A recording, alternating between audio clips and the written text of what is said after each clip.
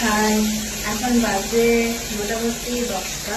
আজকে বাড়িতে নিজের হাতে লাগানো শাক, দেখো কি সুন্দর টাটকা লাল শাক, একদম ফ্রেশ, বুঝতে পারছো?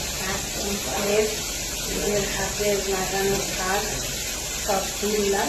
আর ছেলের আমরা যে আজকে মা রাত্রিবেলাতে শাক করে দাও, শাক রুটি, শাক ভাজা রুটি খেতে খুব ভালো লাগে। বেগুন ভাজা, শাক ভাজা, রুটি আমারও প্রিয়, আমার ছেলেরও প্রিয়। তাই ভাবলাম চলো, তা রান্না করার আগে তোমাদের সাথে একটু শাকটা শেয়ার করি। জানি এইসব জিনিস শেয়ার করা উচিত নয়, আমার মানে অনেকে করেন সেটা আলাদা, আমার করলে অনেক যেমন মানুষ সাথে এটা ছেড়ে যাবে, ভীষণ ছেড়ে যাবে, কারণ আমার ভালো তারা দেখতে পারে না, বা আমি ভালো আছি, আমি কোথায় আছি সেগুলো জানার কৌতূহল আছে। তাও দিলাম,